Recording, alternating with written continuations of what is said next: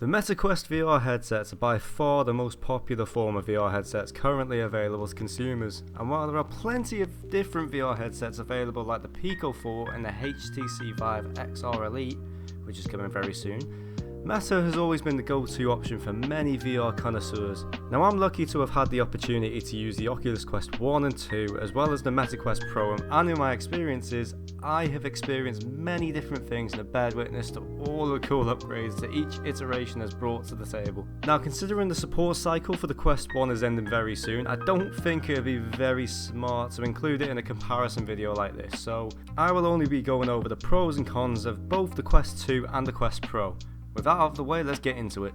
Starting off with the old trustworthy Oculus Quest 2, this is probably the most popular VR headset of all times, and for a few very good reasons. Firstly, the Quest 2 is a big improvement over the popular Quest 1, with there being more available games, more power, more RAM, better graphics, better frame rate, better controller design, lighter weight, and to top it all off, a cheaper price tag. Wow, that was a lot.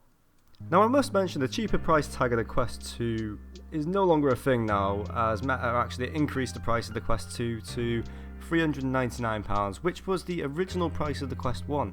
But on launch, the Quest 2 was actually £299 for the 128GB version, which at this point, raising the price tag of an already popular VR headset just seems like milking a dead cow. So anyways, onto hardware. The Quest 2 boasts a 1832 by 1920 per eye resolution with a refresh rate of 90Hz, which in my opinion is perfect for VR games at the moment. It uses Fresnel lenses, which are okay, but they aren't as good as the pancake lenses that you'd find in something like a Quest Pro or a Pico 4. It has a battery life of 3 hours, which to be honest, the battery life feels longer than 3 hours at times.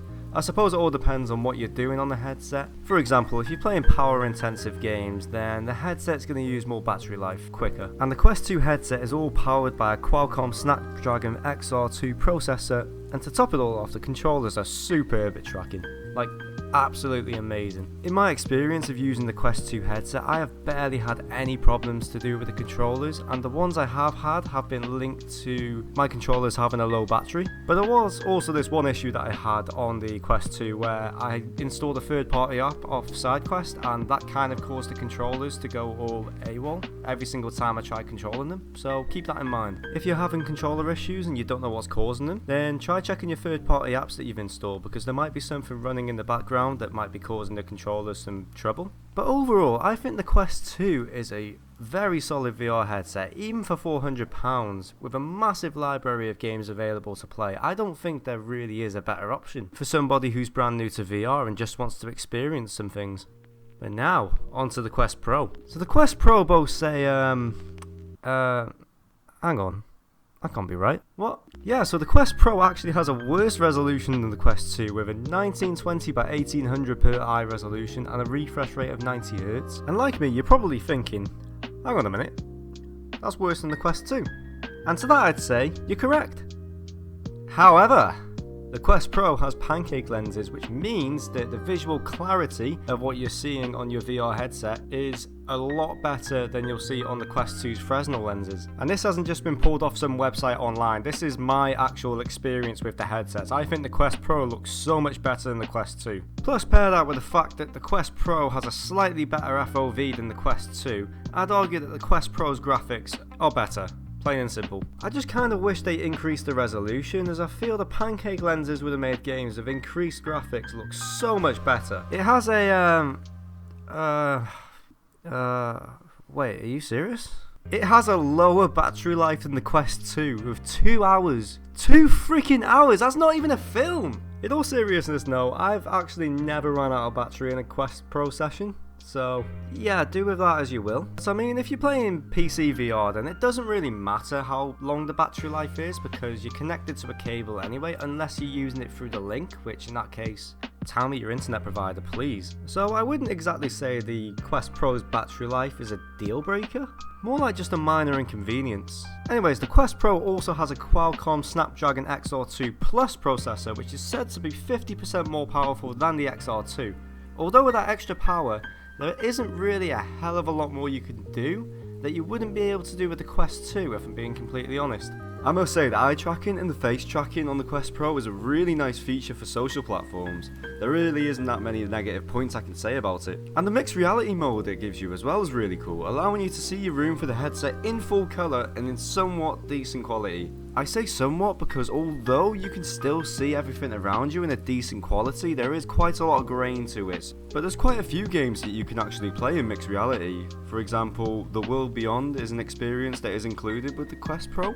Also, Hauntify MR, which I've seen on the SideQuest App Store, which I refuse to play. Like, there is no way anybody is getting me to play this But when it comes down to the form factor of both headsets, the Quest Pro in my opinion is far more comfortable due to the halo design and the fact that the battery is now used as a counterbalance, rather than being put in the front of the headset like it is in the Quest 2. But there was just something that I didn't really like about the Quest 2 strap design. It just didn't really feel right to me. It almost felt kind of cheap, which I get is kind of a stupid statement to bring up because the Quest 2 actually is cheap. But compared to the Pro headset, the Pro fits more like a PSVR headset. And if I'm being honest, I really like the design of the PSVR headset. I'm talking about the first iteration, not the second iteration that's coming out soon. And finally, when you compare the size of the headsets to each other, you can see that the Quest Pro is significantly smaller than the Quest 2. I think it's around 40% slimmer, I could be wrong, but yeah, having a slim VR headset actually does have its own range of benefits as well. Now overall, I think both headsets are great options depending on what kind of VR player you are. However, would I recommend the Quest Pro headset over the Quest 2 headset now? Probably not. I felt more confident recommending it the other week when it was about £1,100, but even then it was a bit of a stretch. Now that it's back to its full retail price of £1,500, I cannot recommend it at all. Like, I could maybe possibly recommend it to somebody who is seriously into virtual reality, but in all honesty, the Quest 2 is perfectly fine. I feel like the money would be much better spent buying a Quest 2 and then going out and getting the Elite head strap. But despite all of that, if you really want to get your hands on the Quest Pro headset, I would highly recommend looking online for second-hand headsets or even unopened headsets. You can get a brand new unopened verified Quest Pro headset off of eBay and StockX for around £800 to £900 if you look around the correct places. Do not go and spend £1,500 on an incomplete product, despite how cool it is. You're better than that. Use your brain. Use your think box. Use the thing that's inside your head. Use the brain.